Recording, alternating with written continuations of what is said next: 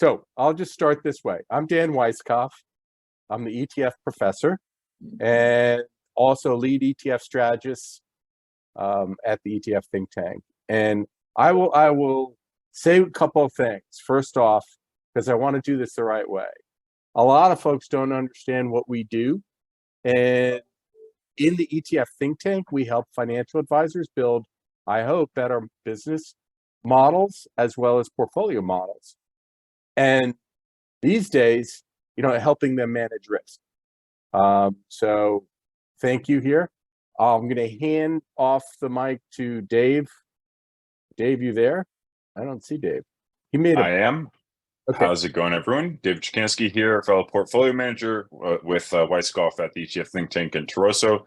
I focus on the SoFi Be Your Own Boss gig economy type ETF and Amplify Inflation Fighters ETF, along with Mike Venuto.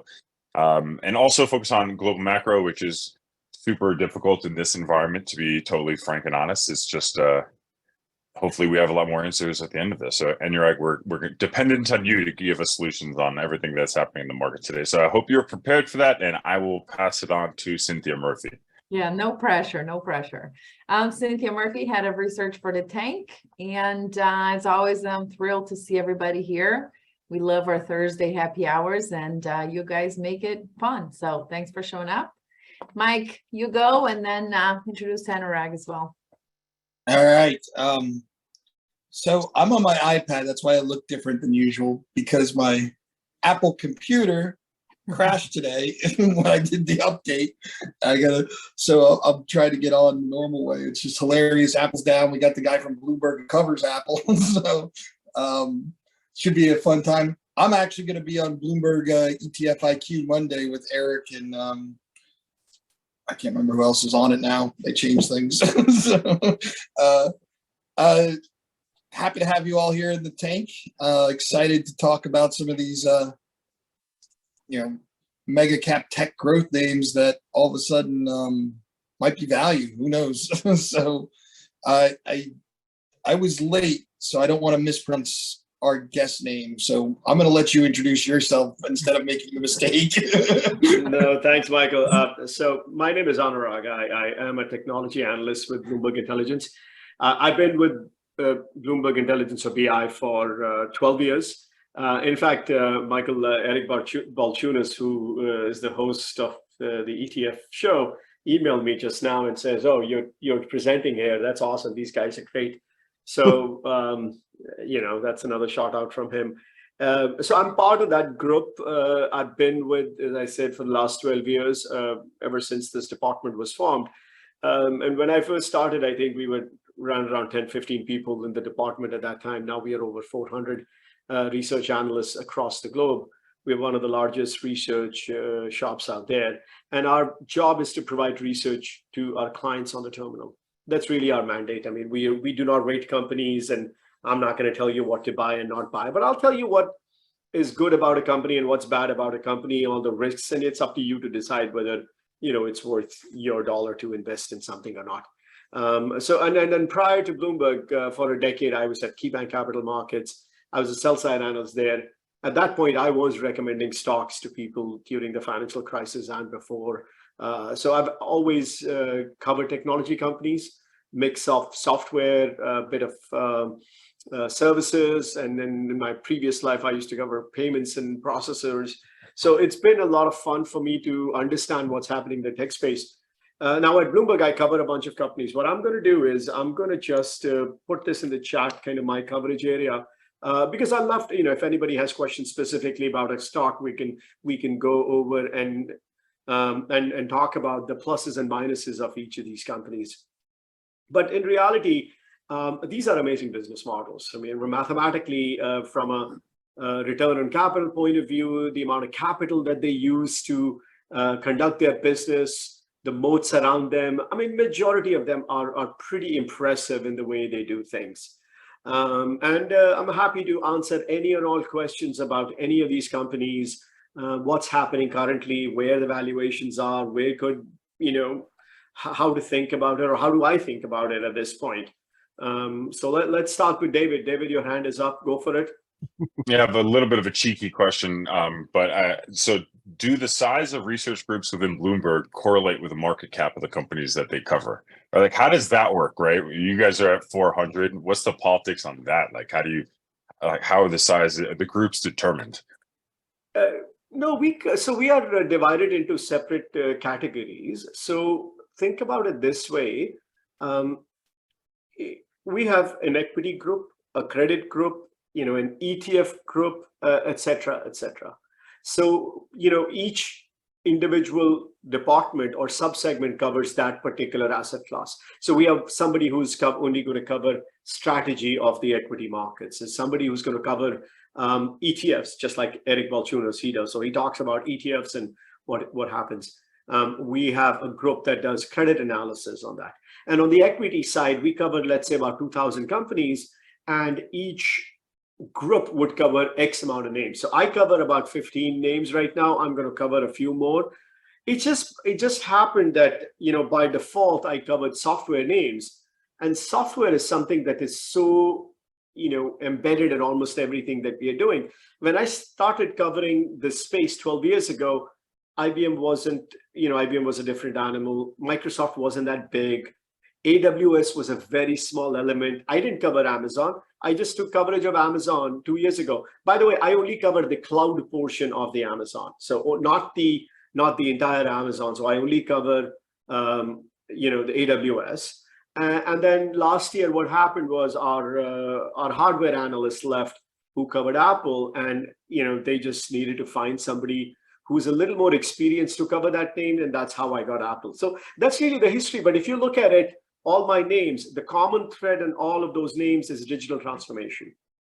I'm not going to say the magic word. I don't want you to get drunk so easily. So let's just, I'll save that up for later. But that's the common thread for all of those names, and that's how I got involved with those companies. All right, Dan.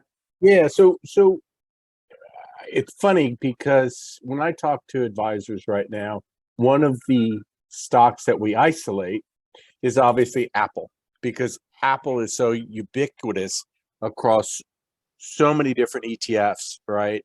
And now that we're seeing Apple finally fall, there's going to be even more concerned about the overall markets.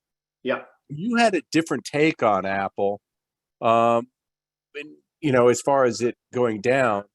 Let's start off by talking specifically about Apple and what you're hearing as to why it's going down. Yeah. So, it's no secret.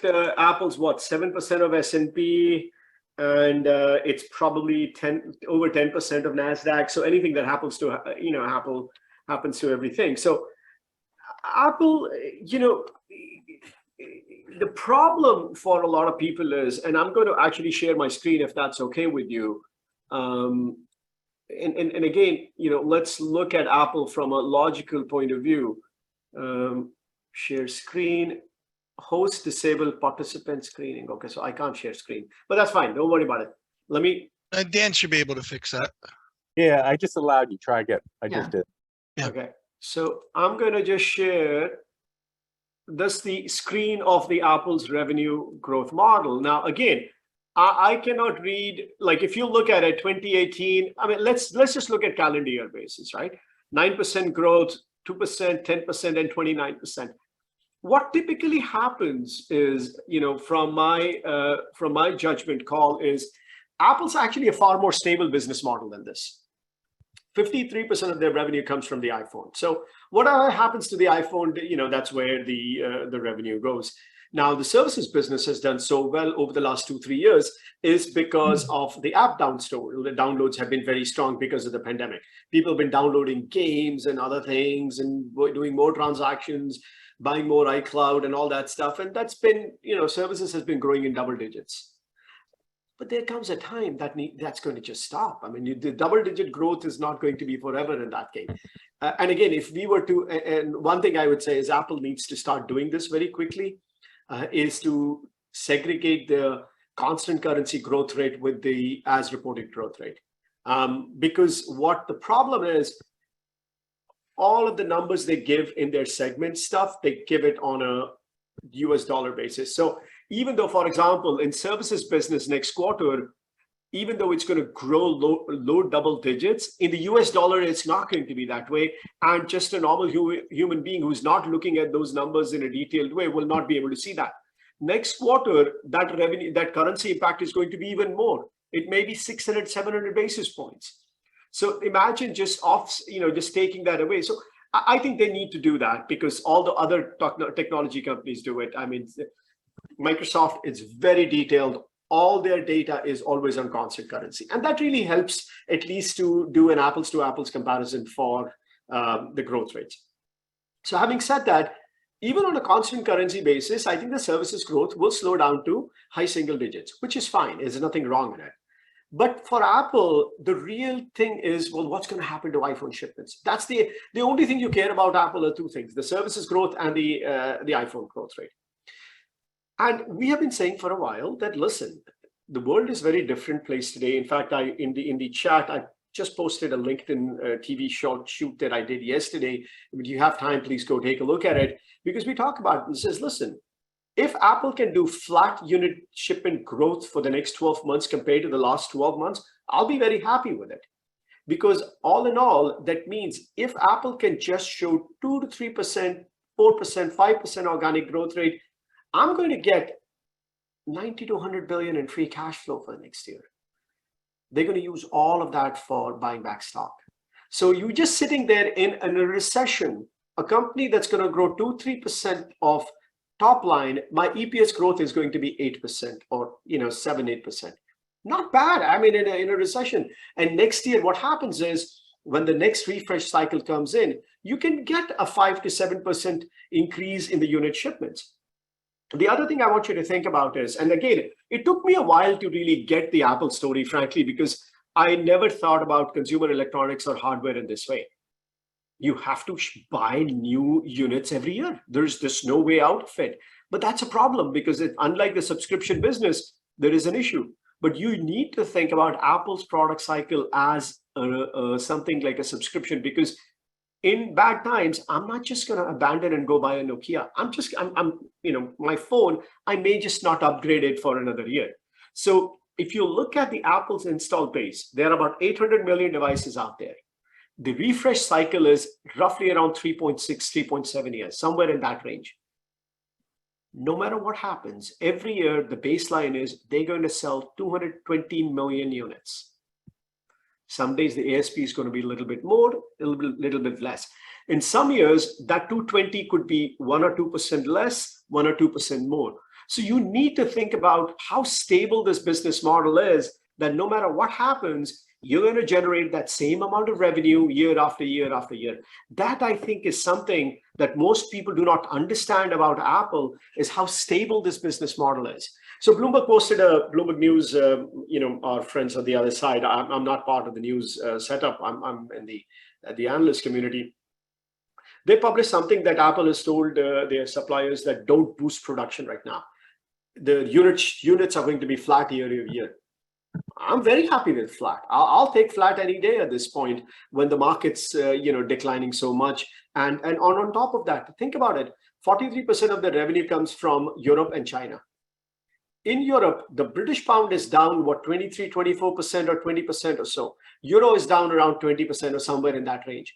So as a consumer here, and don't think high-end consumer, because you want to think about a middle-class person.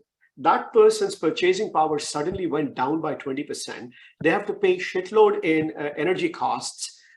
Do you think they're going to worry about upgrading a phone? Which is, in most cases, these phones work fine. So they upgraded next year. Who cares? And lastly, before Dan, I'll come to you.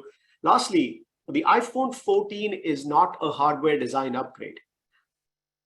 Only the iPhone 14 Pro has a new processor. The 14 actually has an old processor, same as the old one. So the design is the same.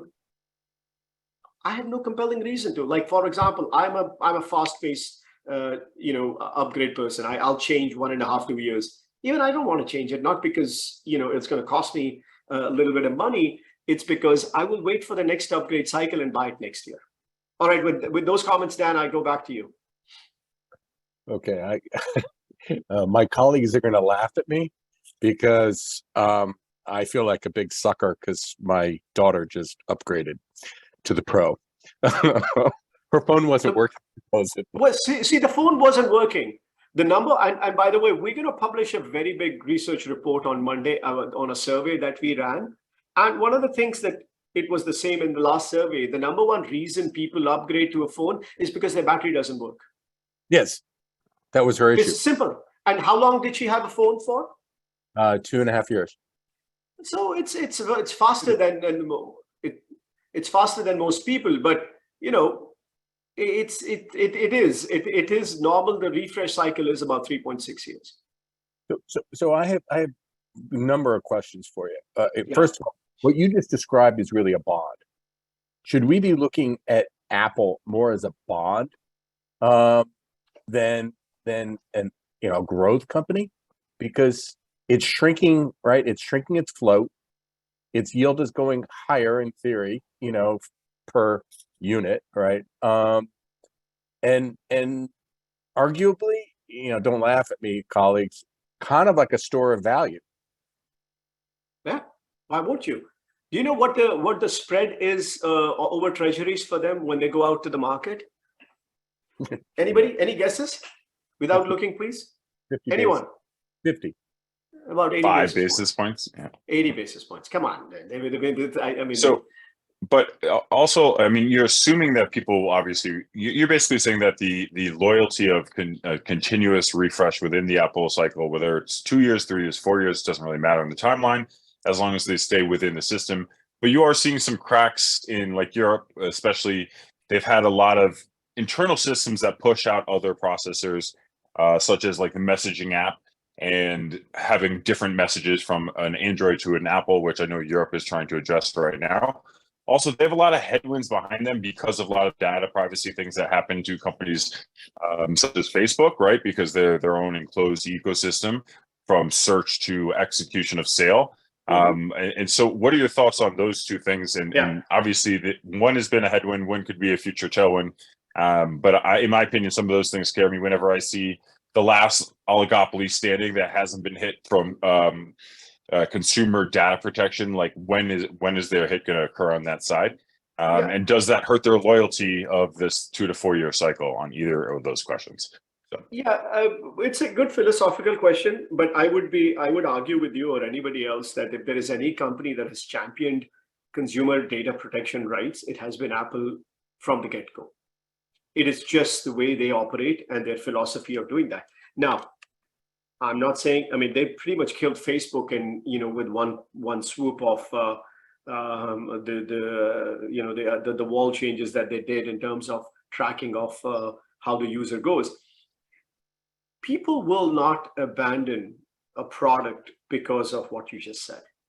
If you get used to an Apple product, you're married for life. You're just not going to change it. You may not upgrade it for 1 year or 2 years, but you're not going to leave that. I actually challenge anybody who has an Apple product, go use Android for a week and then come back and tell me if you're going to change it.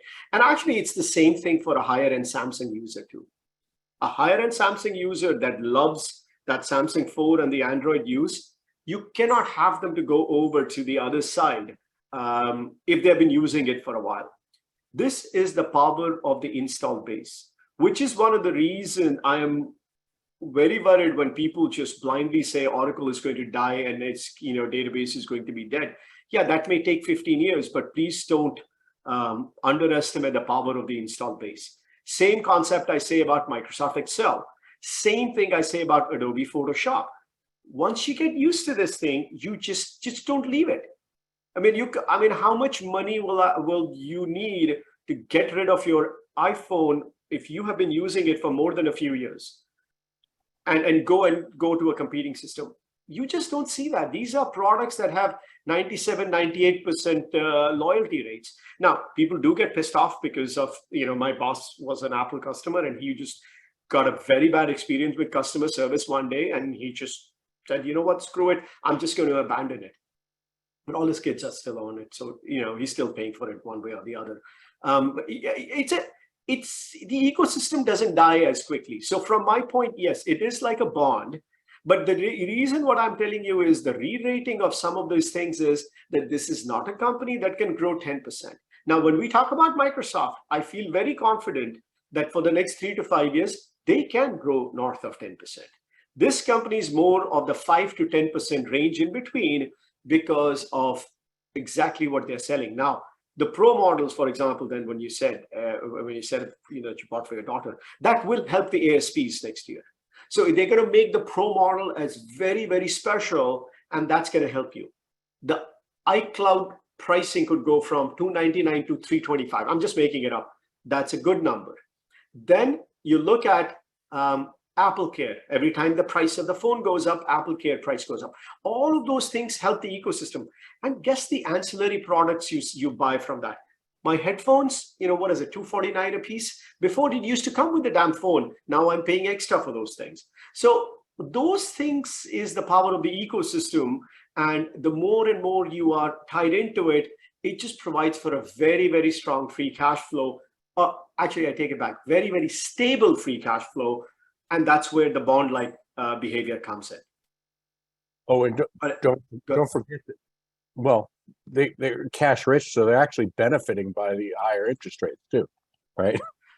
No, I can't get, but those are things on the margin. And if you want to do things on a DCF basis, all you want to care about is whether the company will still sell iPhone 24 in the next 10 years or no. If you can answer that question with confidence, majority of your work is done. So Lily, I promise we're going to come to you. So just be patient. Appreciate the question. But I'm enjoying the grilling here. So I want to move a little bit away, and we'll come back, Lily, to Apple if that's what your question is.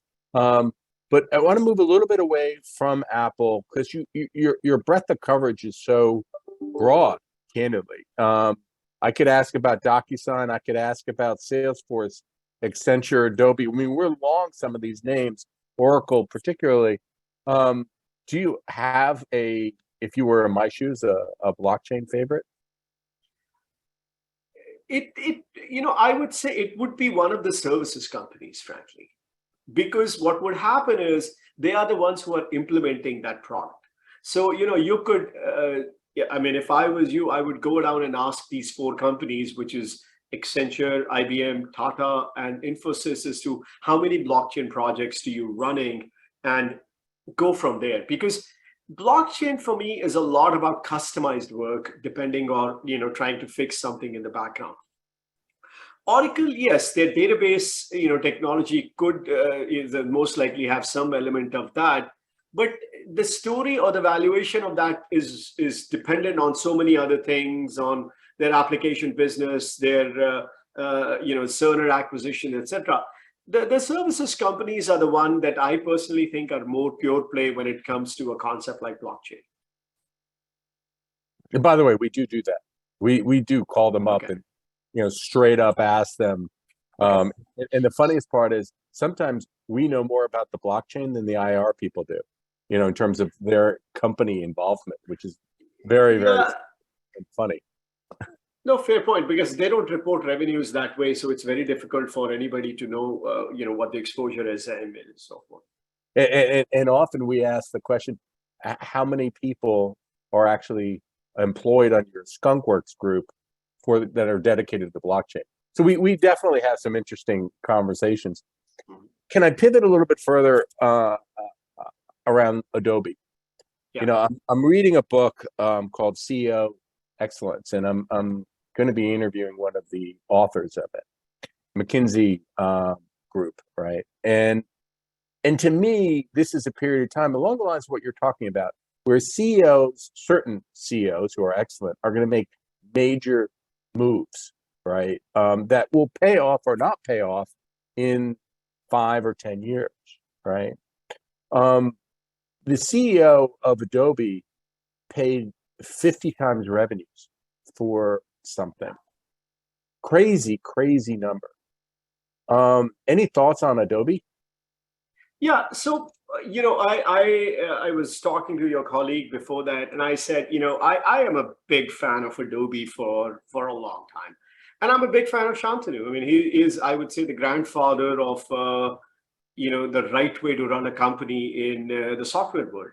I know even before Satya got involved, I mean, this guy did magic for Adobe, going back almost like a decade now, changing the business model of Adobe. That really paved the way for the entire software industry to say why subscription-based business models are the best business models out there, and why everybody needs to do it. And he did it in the public markets. He took a massive hit on revenues, on margins, by undertaking that business model. It was just remarkable what the company did, and came out of it extremely strong. The best, one of the best margins in this space, steady growth. I mean, there wasn't anything that you won't like about it. And if you see, it was always valued so much higher than Microsoft for that time period. However, I think this is the time where they did not respect the market sentiment and went ahead with somebody, and then they basically are now, paying for it in the shape of investor wrath, because first and foremost, as I said, I personally believe that other company was not going to, take over the market share of Adobe, because they interact in one small portion of the pie, and their cash cow is Photoshop. Their cash cow is Adobe PDF Reader.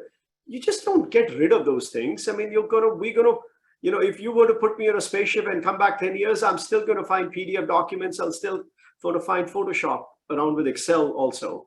Those are the three products that I always think about that will still be here 10 years from now. So to pay 20 billion for an asset that was worth 10 billion last June, which was the peak of the software bubble, where if I was to look at every private valuation's been cut down by 40, 50%, my publicly traded stocks from, look at UiPath, it's down, 70, 80%, DocuSign is down 80%, Shopify is down 70, 80%. To go out and pay 20 billion for that asset showed desperation to investors, showed that these guys just basically have no sense of what to do in terms of margins, because you're going to have a margin problem for the next 3 years. Now, this is a company that spits out very good free cash flow. So I think they really read the market wrong. And after, when I did the math on it a few days ago, we published a big piece on it. You can read it on the terminal. That 35 billion in market cap was wiped out. Probably if I do it today, it will be higher than that. And, we'll see, maybe a little bit more than that. But why? I mean, what was the desperation? And I think everybody was wondering about that. So I think and again, by the way, one thing we didn't talk about, and we did a webinar on it. You can see the replay of it, or have my colleague Andrew is on the chat as well, or on the webinar as well. I mean, we can email you the link. You could go back and listen to that. We had that with our antitrust expert. This is what she does at our department. Only look at deals like this. She said the antitrust are going to have a very big field day with this acquisition, because it is trying to take out a competitor. So if I do all sorts of these things, I'm stuck with a valuation that is completely cratered. We don't know how the revenue growth is going to shape up in a deal that may or may not go through. I mean, that's really where the Adobe state is. But having said that, I really am not in that book that says this company was going to take them out. So that's really my view on, the biggest view on Adobe. You didn't think that, but did their executives think that, right? That's the question I think that the market was asking is their move showing a lack of confidence in the stability of their current cash flow? And I know we have... See, David, I don't think so, because I don't believe in that, because to me, the Creative Cloud portfolio is a very stable portfolio. It doesn't go off and on at all. I mean, it doesn't change as much. Let's pause and take a drink. You just said cloud. So everyone, please join us for a little a drink and pause. Okay. So I can't believe it took that long. I mean, we should have went with Apple. Like, we'd be falling down. Yeah. So when I look at that product line, now it's surprisingly enough, a day before the acquisition was announced, we had published a note and says, we think the days of Adobe's 15% growth is long gone now. And the reason is just maybe natural law of large numbers. How big can the creative portfolio grow? It grew 20% for several quarters during the pandemic. It has shown very sustained growth after that. But where the hell are you going to find new users that are going to pay $49 per month for that product family? So we think, okay, you know what, 10% is probably the right growth number to look for. But 10% is not shabby. It's a very good growth for a company that has a 40% gross margin, 40% operating margin, 45% operating margin, let's just say that. And I have to go back and 35% plus free cash flow margin. It's okay. So I think the platform for this acquired company is a good platform. It can change the way they do their products. So from a technology point of view, yes, this may be a very good acquisition, but they just read the market wrong, and they should have had better sense to buy an asset when either it's not priced that well, or for that matter, when the valuations are so high, buy it then. If the company doesn't want to sell below 50 times ARR, just be patient. Nothing's going to happen to your business in that time frame. Nothing's going to happen to your business in a year. And by the way, I think another thing I mentioned, they generate about $7 billion in free cash flow. You're telling me they can't throw $2 billion to that product and fix it? Microsoft did it with Teams. It threw so much money at Teams that it basically took Slack out. Right? So can I jump in? I don't want to interrupt you, Anurag, but I was going to jump in. And I wanted to pass it to Lily, but for the 10th time, we're going to say 1 second, Lily, we're coming to you. But I hope we could pivot a little bit to the cloud. So what I think is fascinating, basically, the message I hear today is just a reminder on the difference between a stock price and a company. Because if you look at, if you look from the ETF perspective, anything cloud related, and drink to that, these ETFs are down, like super down year to date, super down in 12 months. It's been a bloodbath. But then if you look at the cloud units of Microsoft, Alphabet, Google, if I remember correctly, they actually reported pretty strong growth in the second quarter. Yeah. So the companies in the space are doing well, but the stocks are just devastated, and the ETFs that own these stocks are devastated, especially the ones that are really heavily focused on the software as a service name versus the more integrated businesses. So is this just a case of, everybody has been throwing the towel on everything growth related, and, at one point things balance out when the markets improve? Or, is the outlook a little bit different from for the software names versus the integrated names, or, cloud in general? Yeah. And then Lily, it's your turn, we promise. Yeah. No, Cynthia, that's a very good question. And that is usually the biggest thing that people worry about, or people talk about. And this is where I would basically ask you to think about it in a slightly different way. You have an asset, and that asset grows at a particular rate. It generates X amount of free cash flow. And then investors decide what they want to pay for it. So let's even take the entire euphoria of cloud names during the pandemic out. Because at the pandemic, I used to say that an expensive acquisition in cloud was, or in technology was, when SAP bought Concur back on 12 times revenue. During the pandemic, almost everything that came out was 20 times revenue. Hi, Eric. Do you mind, muting your, thank you. So now, during the pandemic, everything came out at over 20 times revenue. Salesforce bought Slack at 27 times revenue, and they're still paying for it. So what happened was that euphoria, where I guess a lot of retail investors and everything wanted to, it's a question of what you want to pay for an asset. So the thing that we all have to think about is, we have an asset that's, today we looked at it, we actually published a piece and say, we think, let's just say for the sake of argument, that you have a stable business model that grows sales between 10 to 15%, and grows earnings between 15 and 20%. What do you pay for it? In my olden days, we used to say, okay, if something is growing earnings 15%, you pay, let's say, a little over 1:1 multiple for it. So you say pay somewhere between 15 and 20, price to earnings multiple for it. If something is growing 20 times, okay, well, I'll pay closer to, 2 times that, let's say 40 times earnings.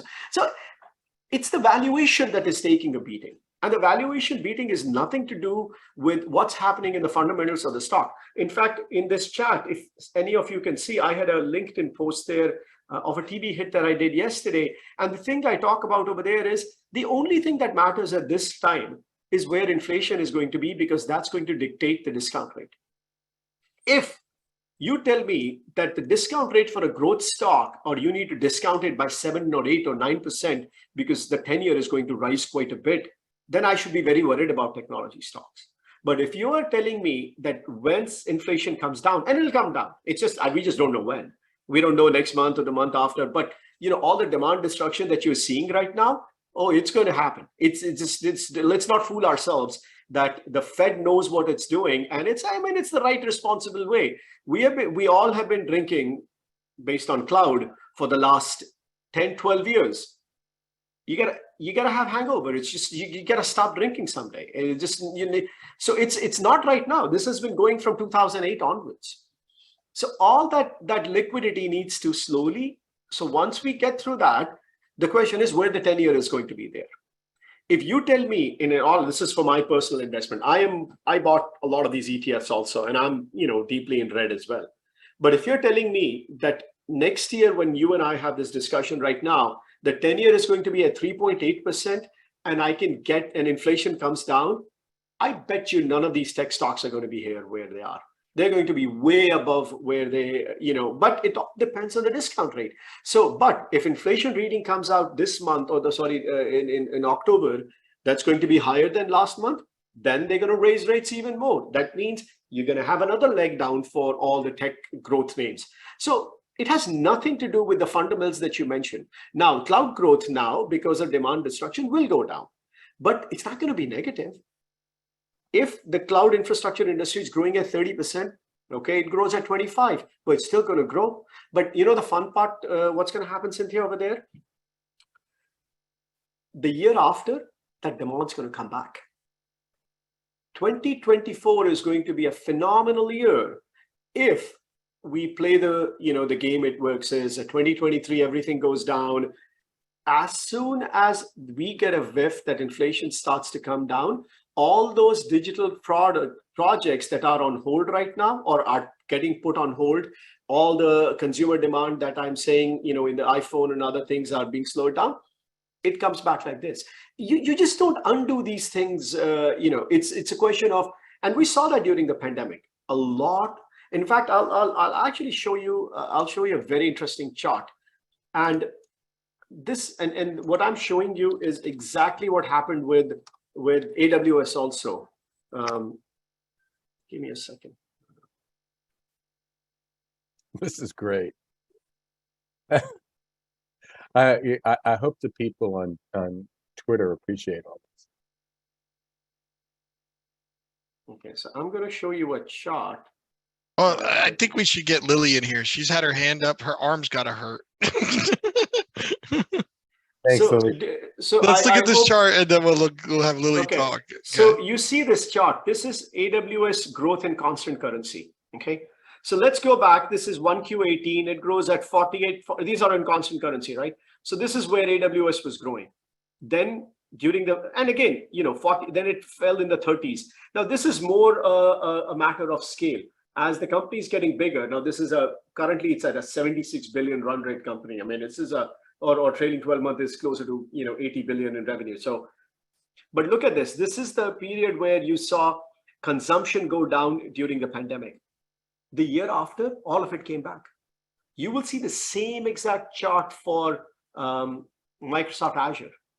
So it's not as if all of this stuff can basically just disappear.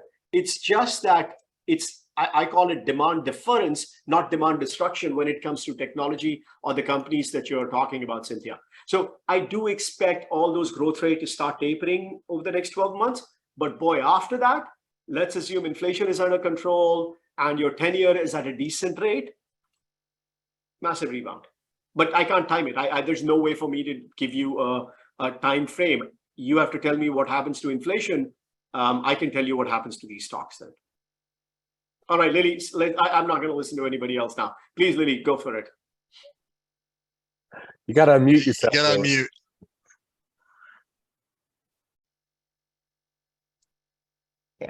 Okay, I have two questions.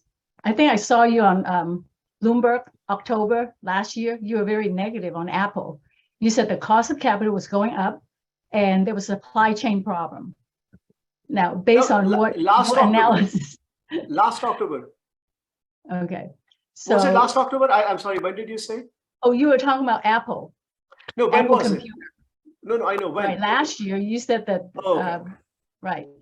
So I assume you have your Bloomberg terminal on. So based on your analysis, what is your WACC, WACC, weighted average cost of capital right now to value Apple? Yeah. This is, again, the most subjective question for any DCF analysis. And this is just my view. If I was to look at let's look at Bloomberg's WACC. I do not know if it's 9% or 10% or whatever that number, but I don't think of it in that way. I don't believe in that concept at all. And again, we can have a longer conversation why I don't believe in it. To me, I am more of a student of Charlie Munger and Warren Buffett. The question at hand to me is, if I have $1 in hand, what do I do with that dollar today? Do I put it in 10-year at 4%? Or do I put it in a stable business model that may be giving me a little bit higher? To me, something like an Apple, where the spread on treasuries is only 80 basis points, fine, I'm not gonna add 80 basis points to treasuries. I'm gonna add maybe 300 basis points. So for me, I would discount Apple at somewhere in that 7 to 8% rate, and no more than that. But I am.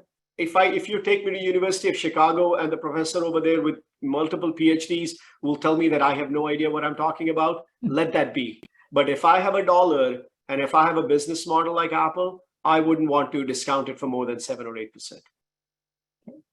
Can I have one more question on it? Oh, no, please. Go ahead. Yeah. They were buying Activision. Is that a good strategy for Microsoft? And is that going to affect their earnings in the next 12 months? Well, if it closes, look at the Activision stock. I mean, where is it today? 74? 74.87. The price is 95. So obviously Buffett thinks it's going to go through because he has like more than a 10% stake in it now, right? No, close to 9% or at this point. I mean, it is a good deal for them because if it goes through, because they will be then the de facto most important player in the gaming industry too. Eventually, now I'm not a gamer. Currently, everybody tells me that cloud gaming is not going to happen. The latency is not there. People can't shoot enough, fast enough. 50,000 things, the reasons they give me why it can't happen. But I do have some faith that someday that cloud speed would be so much that it will work. That the processing engine would be the cloud for all gaming.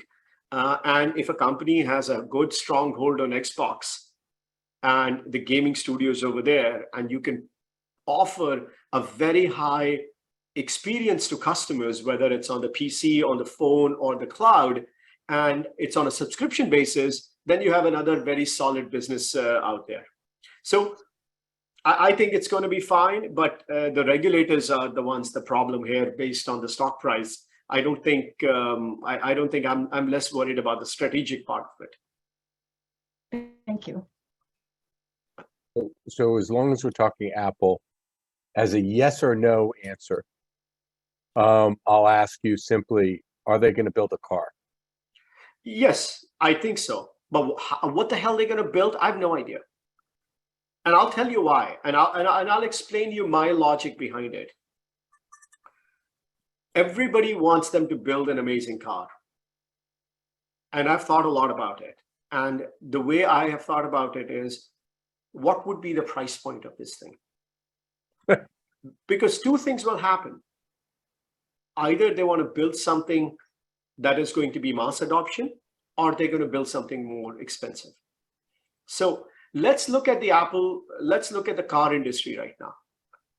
General Motors, what is General Motors gross margins? 20%? I know Ford is, one of them is 20%. Ford and General Motors. Let's look. Ford, yes. General Motors gross margins for the past 3, 4, 5 years is 20% gross margins. Okay. Ford, I think, is even shittier than that. 12% gross margins. Tesla's gross margins are 20%, and they include a lot of the carbon credits they sell to others inside that. So tell me, Dan, if I have a services business with 70% gross margin, a product business with 45% gross margins, why the hell do I need to get into another business with 20% gross margins? I'll give you two reasons. One is wide moat. Oh, sorry. Keep going. Hold on, David. Come back. Let me give me my side of the argument. Listen, they're building it. So I'm wrong here. They're building something. We all know they hired Lamborghini. They talked to Porsche. Like they are doing something. What they're doing, I have no idea. So it's all hypothesis, right? So first and foremost, why get into that business, which is at 20%? I would rather they build 5 more TV shows, get some NFL rights, get people more sucked up into sports, and sell more services, because every time you sell more services, you make advertising revenue, and all those businesses are 70-80% gross margin business. So the question is, if you build a mass car that is sub $60,000, you go to a gross margin of 10% or shitty gross margin. So, but you're going to sell lots of units, lots and lots of units. They have an install base of 800 million iPhones, where the iPhone gross margin is again in the 40s. So remember that. So they'll have to find something where they're going to be able to sell it to the consumers, all consumers everywhere in the world. Can they build a car with a 50% gross margin, selling it at 60,000? I don't think so, but maybe that's what they're going after. That they will figure out an egg-shaped car that drives on by itself and can do groceries for you and figure out. It's something that I can't imagine at this point. So that's there. So okay, build a car, kill the entire gross margin of the company. But what's going to happen? Tesla is worth, what is Tesla's market cap? I know it used to be in $1 trillion a while ago. I don't know where it is right now. So okay, 840 billion. So if you build a car, retail investors get very excited. Fine, everybody thinks it's an amazing concept. We'll give it another 200 billion in market cap to Apple. Could happen. Yes, the valuation multiple goes up, but from a math point of view, it doesn't add up. So option 2. I haven't finished. No, hold on. Option 2, they built something like a Lamborghini, where the cost price of the car is $200,000 and above, but where the gross margins are actually 50%. It can happen because Lamborghini has a gross margin of that high. So yes, you can build a beautiful car like Lamborghini, $200,000. It will add to the gross margin. But how many units are you going to sell? 1,000 units, 2,000 units, 10,000. So from every angle, it doesn't make sense to me. All your David, go for it. Yeah, I mean, so iPhone sales, if I'm not mistaken, have flattened out a little bit, right, in terms of overall iPhone sales, and the expectations are that they can't continue to grow at that pace. So for them to increase top line revenue and EBITDA, right, it's not so much the margin on the business; it's just going after new business that has the ability to have that much impact to the bottom line, even if it is on a percentage basis less profitable. Also, the whole system of the App Store is what's protected and created this subscription model, or one of the reasons why we have this subscription model in the iPhone. And what happens, in my opinion, is when you're in the driver's seat and you're no longer focusing on the road, you're no longer just looking at your music player and your map on your screen. That is another iPhone App Store marketplace that they want to dominate. So I don't understand why they don't just partner with another car company. If you look at what Facebook is doing with Ray-Ban, right? So Facebook's camera, if I'm not mistaken, is the ones in the Ray-Ban glasses that give you that kind of point of view camera coverage, and they're testing it with other product makers, right? So I don't see why that is Apple, actually, if I'm not mistaken. Why wouldn't they do that in the car sense as well? But I think it is necessary they want to be that marketplace, right? And so I think they view that as another marketplace once your hands are off the wheels a little bit more. And they just need new top line growth in revenue, right? At a certain point, revenue flatlines on their primary product. And if you look at the history of their company, they've always had this next product that comes in and surpasses that growth. So maybe it's a combination of the iWatch and your earbuds, right? You don't actually need a phone, and there's all these other areas that might grow. But I think that like they're worried on that top line growth number without something like that. Okay, my turn. It's your show. Agree, and I'll tell you. I'll tell you why. Because I would rather them double up on the content so that they drive the services business. So that's one. Second, let's talk about the iPhone. You're right, flat unit growth right now. Partner with another car firm. Apple's philosophy is to own hardware, software, and services. If they needed to go after market share, they could have been Android. They could have been Windows, but they didn't do that. They want to hold design. To answer, they're right now in over 90% of cars using CarPlay. Every car uses it. So they have the search, you use search and you get paid for it. All that's happening right now. So that's there. Let's talk about iPhone. A lot of people think that there is no hope for growth. So let me give you another math around it. The global smartphone market, the global feature phone market is somewhere over north of 5 billion. There's 7 billion people in the world. There's 5 billion phones. Smartphone-wise, there are about 4 billion smartphones out there. Apple's market share is nothing. It's 800 million units, 20% of the global smartphone markets. But what percentage of the demographic world, right? The high spenders on those services? I'm coming to that. So in above a $1,000 phone market, they own 70% of the market share, 75%. But when you go to sub 300, they don't have anything because the iPhone SE starts at what, 329, 349. They're not going to go out and reduce the price to get market share. They don't believe in that. But what's going to happen is 3 geographies, India, China, Indonesia, as people get richer, they're going to move from an Android phone to an iPhone. So the question I have to ask you is that 800 million install base of Apple today, what is it going to be 10 years from now? And even if that install base grows at the rate of 2 to 3%, 4 to 5%, 5 to 6%, that is far more important than coming with a shiny new object, which has no margins out there. But you know what? That's my view. But they are building a car. How they're going to do it, I have no idea. But that's my current thesis on their car issue. Unless the team has any other questions, I'd love to hear your thoughts on Shopify and where they sit in the marketplace right now. Again, I'll kick you back to the rest of the team. I've been hogging a bunch of these questions. Unless you guys want to stay on topic here, I'd love to switch to Shopify. Shopify sounds good. Yeah. So Shopify is, again, one of the most fun stories that I've covered over the last 6-7 years. Big fan of the founder. I mean, philosophically, he reminds me a lot of Steve Jobs. Remarkable guy, came up with the software that's better than anybody else out there. Their problem is very simple. Same problem with any work from home stock or the what I would call as the pandemic stock like Amazon or DocuSign, that massive pull forward in demand at that time. And now you're stuck in an area where online sales have been diverted to other areas such as, people eating out, people drinking, beer and being in cafes and other things right now. So that's really the philosophical changes in that. That's going to overlap very soon. Sometime in the middle of 2023, that's going to change. But then the question is going to be, what's Shopify's long-term growth rate? Is it between 15 to 20%? Is it between 20 to 25? Or is it north of 25? And that depends a bit on the economy. And the second piece for them is going to be how they start taking market share away from the incumbents. So the entire software space was driven by one piece of the big secular movement, is the steady shift from on-premise to cloud. So that is what dictated the growth rate for Workday, Salesforce, and all the other companies that sell cloud-based software out there, or AWS also, and Microsoft Azure, etc. But in the case of Shopify, the majority of the growth rate is coming from new merchants that became a digital merchant from the get-go. So, you want to look at a brand new shoe store.